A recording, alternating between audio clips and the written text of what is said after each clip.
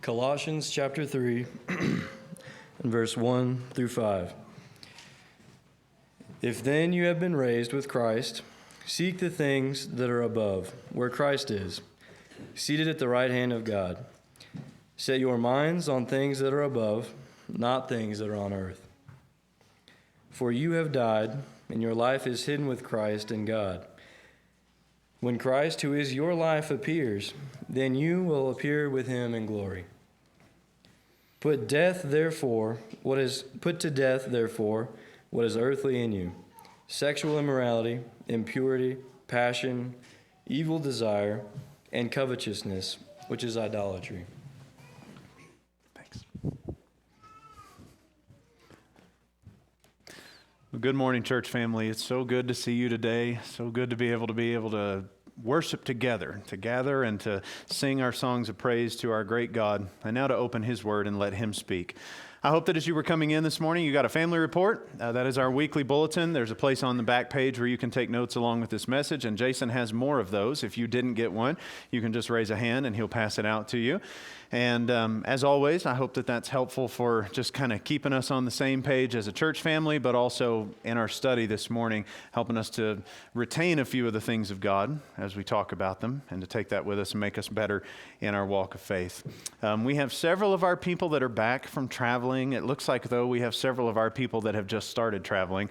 Summertime is always just kind of an up and down in terms of attendance here because of all the Coloradans want to go somewhere else, and everybody from everywhere else wants to come to Colorado. So it's like a completely different church every Sunday, but it's kind of fun. And those of you that are tourists, we genuinely welcome you, and we're glad that you're here, and we get to spend some time with you this Sunday as well. So thanks, everybody, for making the time to be here and encouraging me.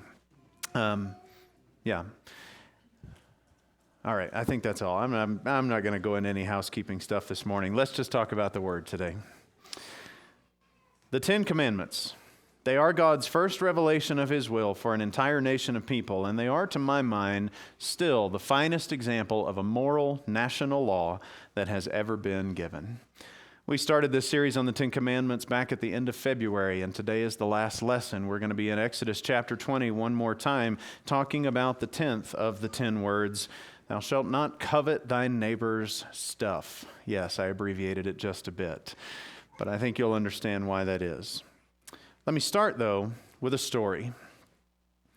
The moment that he saw her, he wanted her. It was a new couple that had just moved in on the street. They lived 3 doors down on the other side of the street, and like the good neighbors that they were trying to be, they went down and they introduced themselves to the new family. And this man who had already been there, walked down the street with his wife, and they met the new couple, and when he saw the other man's wife, he wanted her. And he knew it was wrong, but it stuck with him anyway. And he continued to want her, and he watched for her coming and going on the street, and he would stop by and talk to her when it was just her at the house, always knowing that she was someone else's, but finding that he desired her more and more as time went on. Until finally, one day, he asked and she agreed, and they left to be together, both of them leaving broken homes, angry spouses, and heartbroken children. But the lady's husband, the new guy on the street, he wasn't just heartbroken. When he realized what had happened, he was mad enough to be violent. And so he went looking for them, and he found them both, and he took his revenge on the man who had taken his wife. And so the story ended in death and tragedy, like so many of those stories actually do. And you look at a story like that, which probably sounds familiar because we've seen enough crime dramas and we've heard enough actual stories on the news and in the newspapers to know that I just made that up, but it's not far-fetched at all. We hear stories like that, and we wonder, how does any of that happen? How does someone get an idea that's so bad and so destructive and push it through to its conclusion and not somewhere in that process realize this is going badly and I need to give up on this? Where does that come from? Where does that start? Well, you heard where it started. The moment that he saw her, he wanted her. The first thing in that whole tragic story was an unrighteous desire for something that wasn't his. Today we're finishing the 10 Commandments, which can also be translated as the 10 words. And the 10th word says in its entirety, "You shall not covet your neighbor's house. You shall not covet your neighbor's wife, or his male servant, or his female servant, or his ox, or his donkey, or anything that is your neighbor's." Now, as I've said in basically all of these lessons, the 10 Commandments are not binding on us because of the particular covenant that they're connected with. We live in a renewed and fulfilled covenant with Christ. But the principles in the 10 Commandments are foundational to morality and how we live and understand God. And so this one very much carries forward in the way that we ought to think about our relationships with other people and in the way that we live with our hearts pointed toward and aligned with God Himself.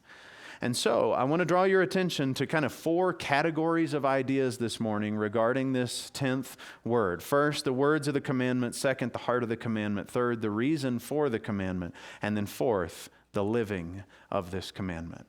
Let me just unpack each one of those for you. And hopefully there will be some lessons in this that will help all of us walk closer with God. Now, the first one of those, the words of this commandment. The first thing I want to do this morning is to point out that there is a difference between the way that the 10 Commandments tend to get rehearsed. Well, the way that the 10th commandment tends to get rehearsed and the way that it's actually been spoken by God. Now, if you've walked around like children's Bible classes, or you've seen very many children's Bible books of some sort, you've inevitably seen the 10 Commandments printed in a way that the language makes more sense to small children and young minds, okay? And so normally when you get to the 10th commandment, it will be paraphrased as something like, don't be greedy, don't be jealous of other people, be happy and content with what you have. That's normally the way we summarize the meaning of the 10th commandment. And then on the other side of that, whether it's for children or not, when you see the 10 commandments posted somewhere, like the monuments in courthouses or wherever they may be, most of the time you'll see the 10th commandment abbreviated to just 4 words: you shall not covet. And most of the time, those are the ways that we're used to seeing this particular commandment being rendered, printed, carved, whatever it may be. And listen, I'm not about to go on a big diatribe about how wrong that is, okay? There's time and place for any of those and all of those. But I also think there is time and place for us to take in the entirety and the specificity of the 10th commandment as God actually spoke it through the mouth of Moses. You see, the word covet there just means to desire something. And actually, you occasionally hear people still use the word in this way. This is kind of old language, but once in a while, you'll hear somebody say, I covet your prayers for this particular thing. Those of you that have been around church for a long time, you've probably heard some older saints say that phrase, I covet your prayers for this thing that I'm going through or that I'm about to do. All that means is, I desire your prayers for this thing. And so the word covet actually just means to desire something. And in fact, in almost all of our Bible translations, when you go over to Deuteronomy chapter 5, you can see this. Because Deuteronomy chapter 5 explains, or rather restates, the 10th commandment this way, that you shall not covet your neighbor's wife, and you shall not desire his house or his field or his male servant or female servant or ox or donkey or anything that's his. So the word just means to desire something. And so that's the challenge when we shorten this commandment to just say, you shall not covet. Does God's 10th commandment from the 10 say, you should not want stuff? Is that the 10th commandment? Is he just telling us, don't want anything? Just be content. Even if what you have is absolutely awful, don't want anything. No, and listen carefully again to the full rendering of the commandment as God spoke it. He said, you shall not covet your neighbor's house. You shall not covet your neighbor's wife, or his male servant, or his female servant, or his ox, or his donkey, or anything that is your neighbor's. Now, I know that the Apostle Paul abbreviates that to just, you shall not covet. He does it twice in the letter to the Romans. I know that that's there, but I think the Apostle Paul was a smart enough guy to understand that the shorthand there is representative of the entirety of the commandment. And I think we need to understand the same thing, that seeing the whole commandment helps us to clear up some possible confusion around it. And here's what I mean by that. Is it wrong to desire to have a comfortable home and decent clothing and a good marriage to a kind spouse? Is it wrong for you to want those things? No.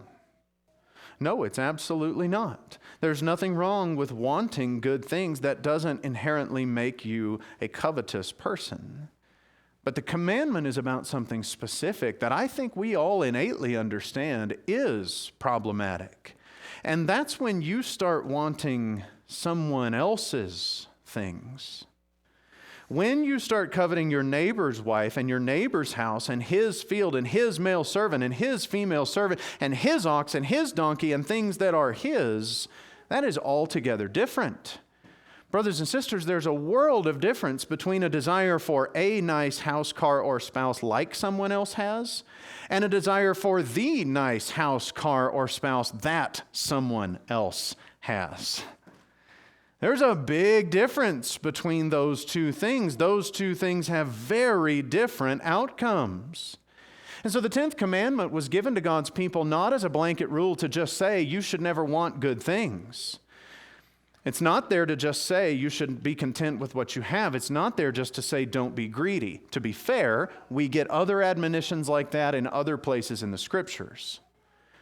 But specifically in the 10 Commandments, the law that's given here for the people of God as a whole nation is a reminder not to desire something that you would have to take away from somebody else in order to make it yours. It's kind of like the man in the story that we started with. The moment that he saw another man's wife, he wanted her.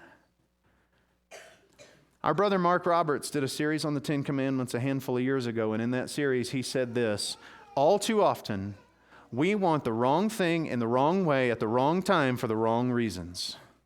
And this commandment addresses all of that.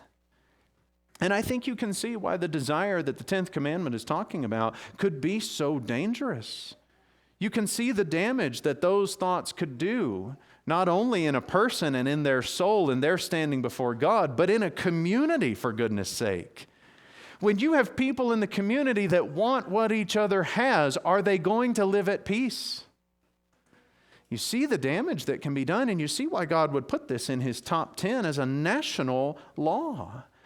This is a problem that can affect communities in a big way, causing all sorts of strife and conflict between neighbors that they just don't need. Because it doesn't just affect your relationship with God, as though it would be a small thing to affect that. But this affects your relationships with your neighbors as well. And strong communities and strong nations are built on good neighbor relations, and this is gnawing away at the goodness. This kind of desire is gnawing away at the goodness that those relationships could be. And so that's why it's important to remember that this 10th commandment is meant to be both personal and national. Now here's what the interesting thing is about this.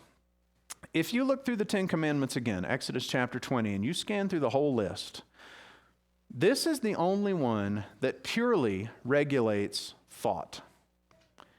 Now, I know you can make a case that the beginning one, the first one, you shall have no other gods before Yahweh, you can make a case that that's a regulation on our thoughts as well. But this one is the only one that is purely regulating the thoughts of the people. And that reminds us how important it is to God that our hearts belong to Him. You know, from ancient times, Yahweh has talked about our hearts as the center of our emotions and as the center of our thinking. He talks about the heart as the center of consciousness of a person. Now, medically, is that the way that we understand things? No, but that's the way that God talks about it, that everything is centered and based out of that. The heart is the hub. What you do with your body, what you say with your mouth, what you think with your mind, and what you desire in your soul, all of that comes from the heart. That's where the decisions are made and where the deepest desires abide in the way that God talks about it. And so it's no wonder then that the Spirit talks about how important it is for us to be people who emphasize and who embrace the pursuit of pure hearts. We just sang that, didn't we? God's people have known this for a long time, including up to recent centuries when they were writing hymns like Purer in Heart, O God. This understanding permeates the Scriptures. It's all the way in both Testaments. It's an understanding that God has asked us to pursue in both places. And so in Proverbs chapter 4, verse 23, these familiar words are said, "Keep your heart with all vigilance, for from it flow the springs of life." And then Christ himself would say in Mark chapter 7 that it's what comes out of a person that defiles that person. For from within, from the heart of man, come evil thoughts, sexual immorality, theft, murder, adultery. Here it is, coveting, wickedness, deceit, sensuality, envy, slander, pride, foolishness. All these things come from within, and that is what defiles a person. Now, the 10th commandment is not just a personal law, it's a national law, but let's not miss the fact that it is a personal law. And it aligns very much with the thinking of these and many other passages, that it tells us to be in control of how we think, that it tells us to be in control of what we desire as the people of God. You know, the reality is that you can't do, with the 10 Commandments, you can't separate the national side of it and the personal side of it. This is federal law for these people. Maybe that's not the way we grew up thinking about the 10 Commandments, but it's true. This is federal law for them, spoken by the mouth of God to the entire nation of his people. And what that means is that every single one of them must embrace the heart that this is trying to teach. You can't do one without the other in this case.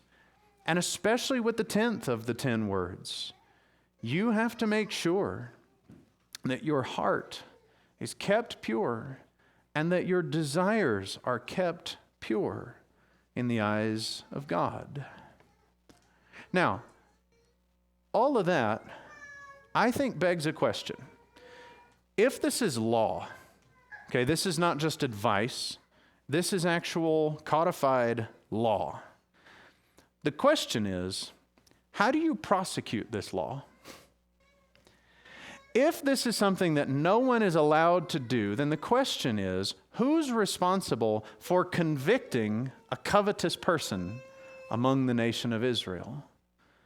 It's kind of an interesting question, isn't it? Because the other 10 commandments, you could actually come up with an answer to that. If somebody is worshiping another god and they're vocal about that and you hear them talking about how the gods of whatever nearby nation, those are more important to them than Yahweh, well, you know they've broken the first commandment. There's a way to convict that, prosecute that, punish that.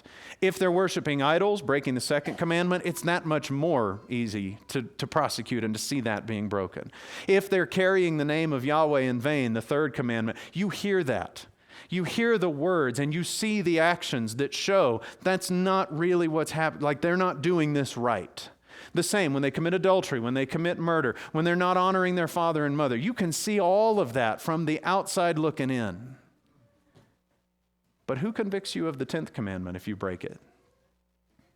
See, there's only one person who can do it. Well, two. One is God, and the other has to be you. If you're guilty of violating the 10th commandment, you have to be the one who convicts yourself. And that's why this commandment deserves the same level of serious credit as all the others. Because while all the others can be enforced externally, and they are lofty ideas that are enforced externally, this one, you have to enforce it on yourself. And it's a lofty and honestly dangerous enough idea to think about coveting your neighbor's stuff. that you have to be pretty serious about living the righteous kind of life before God in order to make sure that your heart has not been given over to covetousness of your neighbor's things. You must be the one to keep your heart from coveting what God has given to your neighbor. You must be the one to admit when you've broken this commandment, and you must be the one who turns to God in repentance and asks for the strength to not be led into temptation in this way again. There's no prison sentence given for coveting your neighbor's donkey, but there is every reason for you to firmly determine in your heart that you won't do it. Because God's people are reminded again and again and again to give Him our hearts, to make sure that our silent, private thoughts are kept in check, so that we don't allow ourselves to desire a neighbor's house or servants or goods or animals or children or spouse. These laws are meant to function on a national level and help us to become the righteous people in the sight of God that we ought to be. And I think there are a lot of reasons why this commandment makes sense for us to keep it. But let me just give you two very quickly to add to all that we've said about it so far. The first reason that this commandment is worth you keeping and convicting yourself of it when you've broken it, the first reason that it's worth it is because covetousness, the desire for someone else's stuff, causes so much strife between neighbors. James talked about this. He talked about this in chapter 4, verses 1 and 2 of his letter in the New Testament. He asked the question, what causes quarrels and strife and fights among you? Is it not this, that your passions are at war within you? You desire and do not have. There it is. There's the covetousness. There's the 10th commandment playing out. So what do you do about it? Well, you murder to try to get it. You covet and you cannot obtain. There it is again. So you fight and you quarrel. It makes sense, doesn't it? James's perspective is not only inspired, it's perfectly sensible. If you want what your neighbors have, no one gets to live at harmony. The covetous one agonizes over his wrongful desires, and the other eventually suffers when he decides to act on those desires. There's no peace between those neighbors. Both of them, and more of their neighbors too, end up suffering by this unrighteous kind of desire. And the second reason that this commandment is so sensible is because the kind of thing talked about here almost inevitably leads to other sins.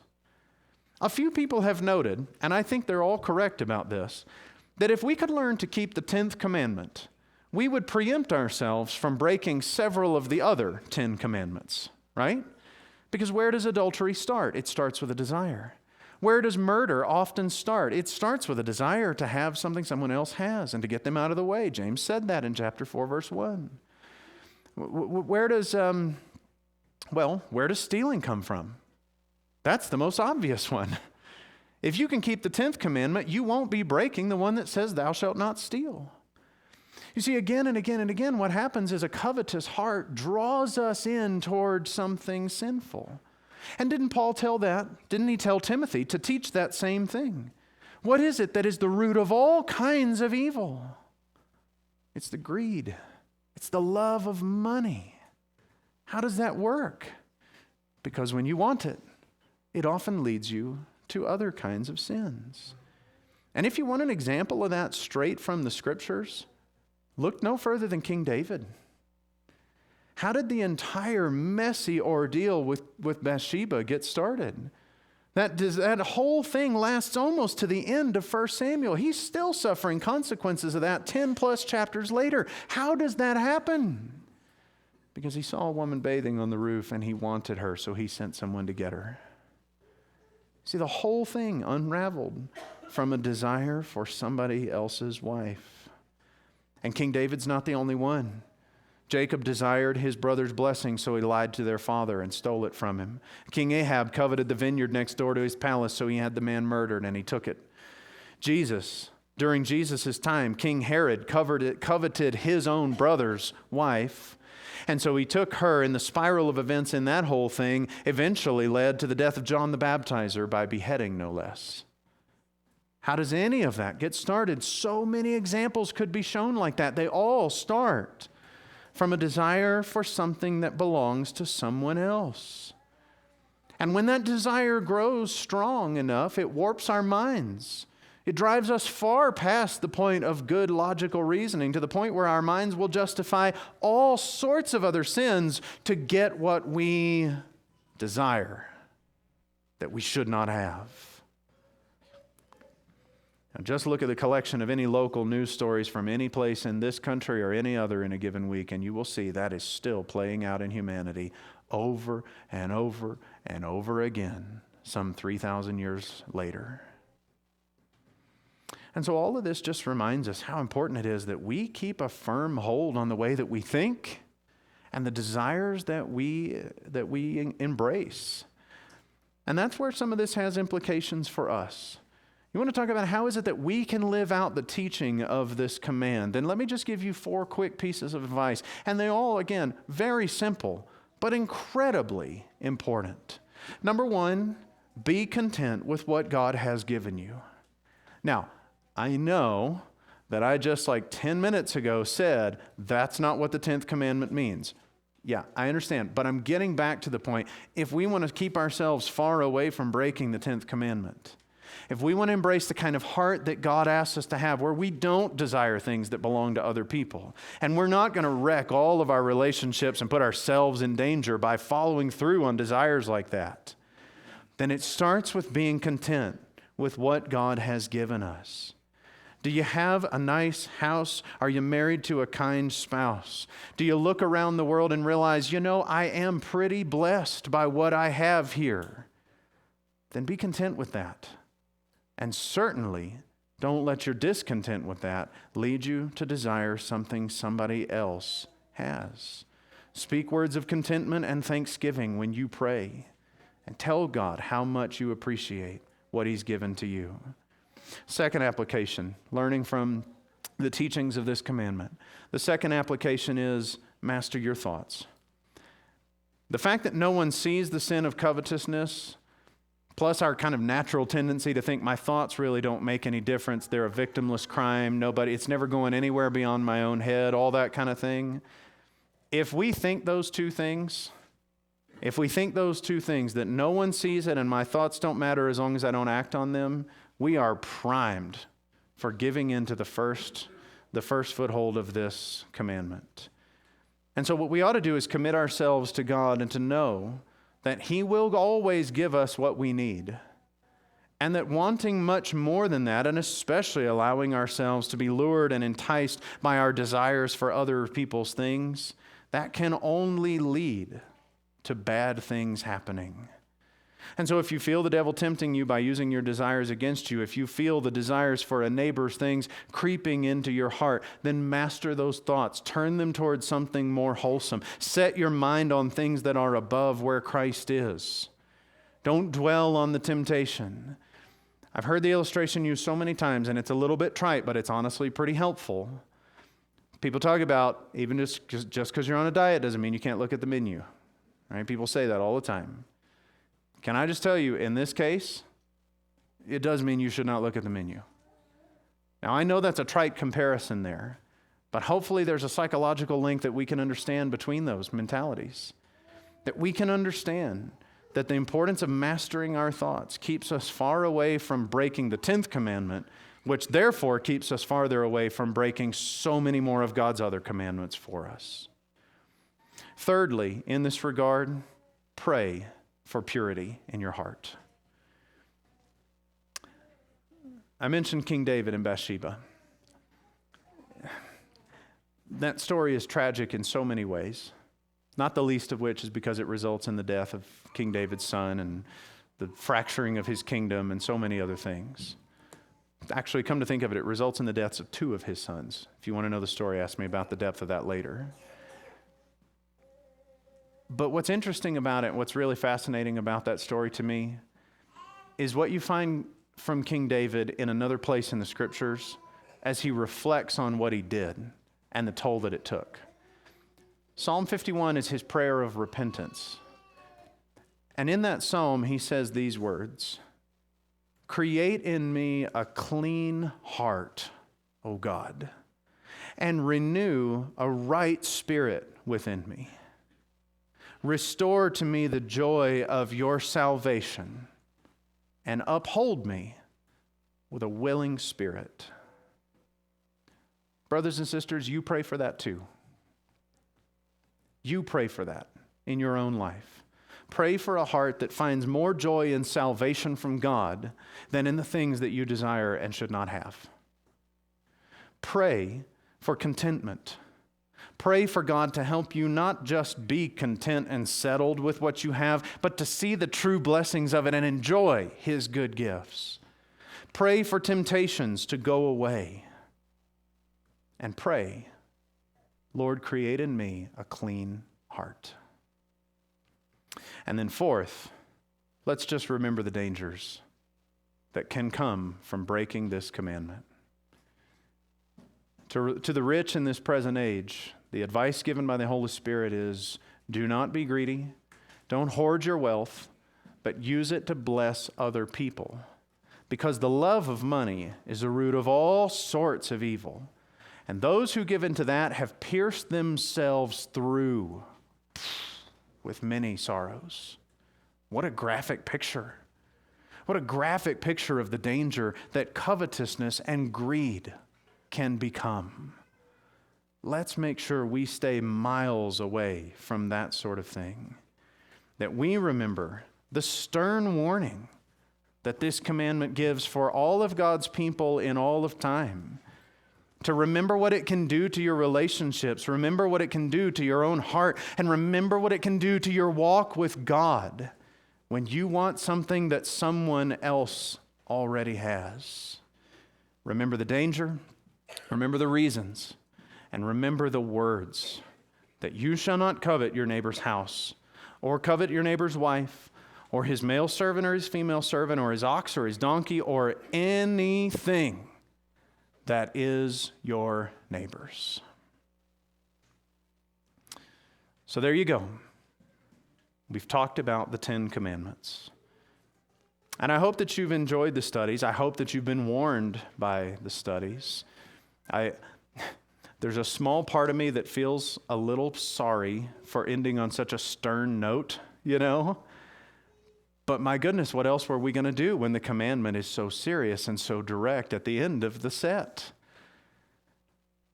I hope this series has been enjoyable for you, though. I hope that it's made you impressed with God and with His goodness and with the goodness of His ways. That's what it's done for me. It's reminded me of the perfection of God's plan for His people. Not that the old covenant was perfect and lacked nothing, but that it was still, even in its imperfection, it was still so incredibly good all the way through.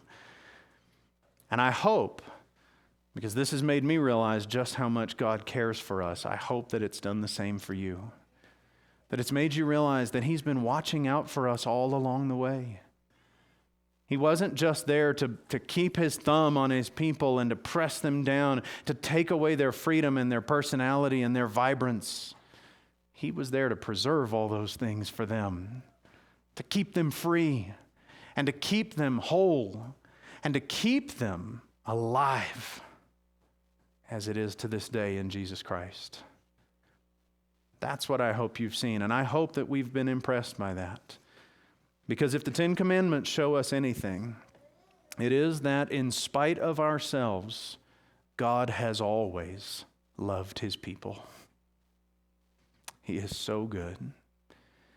And if we love Him in return, then Jesus said we will keep His commandments. And so my invitation to you today is, if you love Him in return and you want to be saved, then keep His commandments.